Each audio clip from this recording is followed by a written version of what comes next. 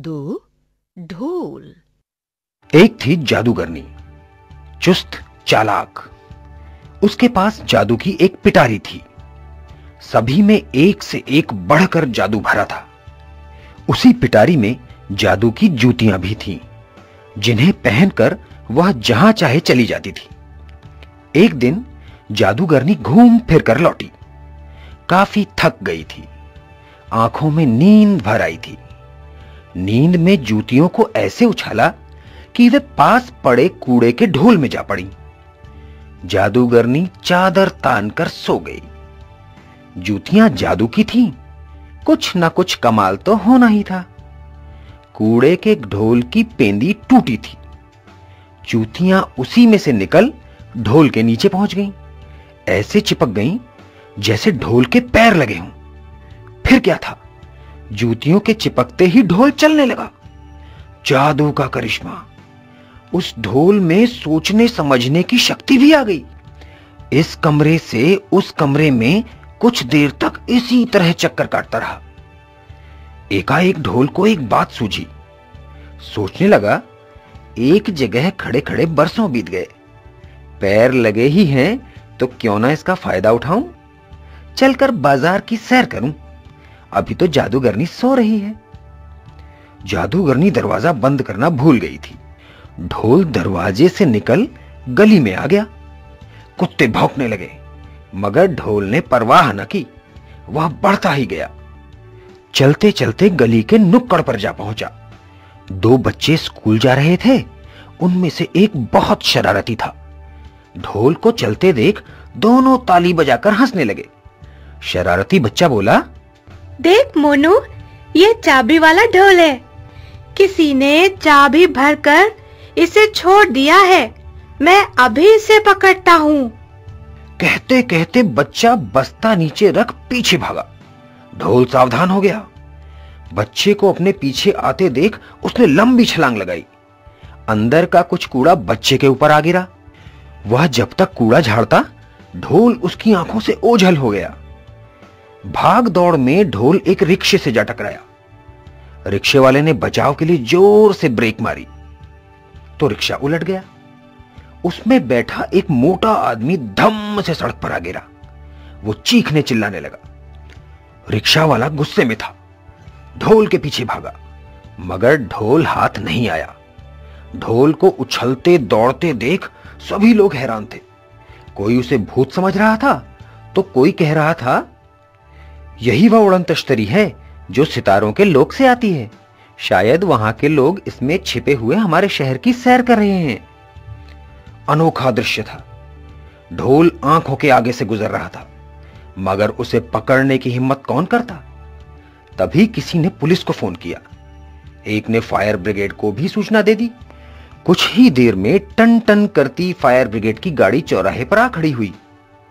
ढोल चौराहे से कुछ ही दूर था। उसे पकड़ने के लिए काफी पुलिस के सिपाही राइफल ताने खड़े थे। लगता था वे ढोल से निपटने के लिए कमर कसकर तैयार खड़े हैं। मगर बात ही पलट गई। हुआ यह कि ढोल आगे बढ़ने की बजाय एकदम पीछे लौटा। सरपट भागने लगा। उसी ओर से एक तांगा आ रहा था। ढोल को देख घोड़ा बिदक गया। चारों ओर भगदड़ मच गई। पुलिस वालों की समझ में कुछ नहीं आया। फायर ब्रिगेड वाले घबराहट में इधर उधर भागते घोड़े को काबू में लाने लगे। इसी बीच ढोल सड़क से लगी एक गली में जा घुसा। सामने एक चाट पकौड़ी वाले का ठेला आ रहा था। ढोल को भागता देख वह भी घबरा गया। ऐसी अद्भुत चीज उसने आज तक ना देखी थी। वह आंखें मलने लगा। तब तक ढोल उसी के पास आकर रुक गया। चाट की सुगंध ने उसे खींच लिया था। वो सोच रहा था, अब तक झूठे पत्तों का स्वाद लिया है, आज असली चाट खाकर देखी जाए। अपने छोटे छोटे पैरों से वह उछलने लगा।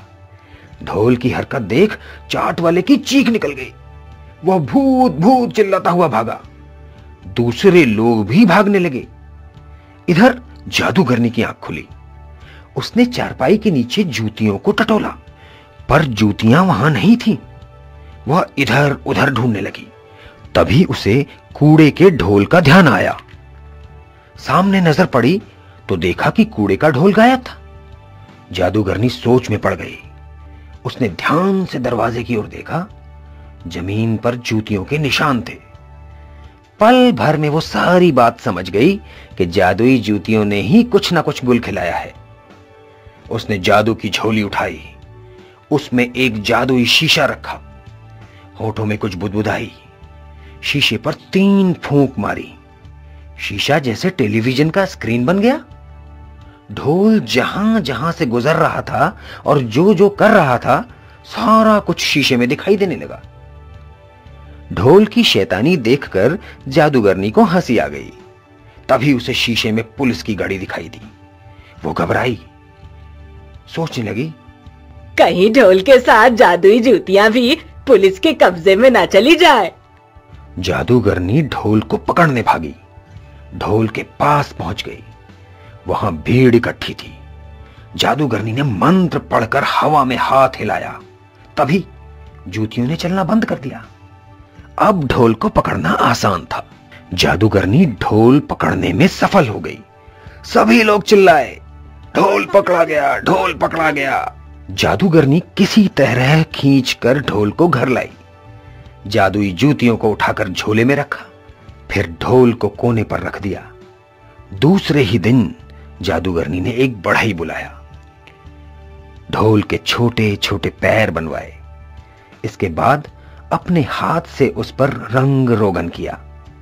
अपनी मालकिन की निगाह में अब उसकी भी इज्जत बढ़ गई थी। अब कूड़े का ढोल कोई मामूली कूड़ेदान नहीं रह गया था।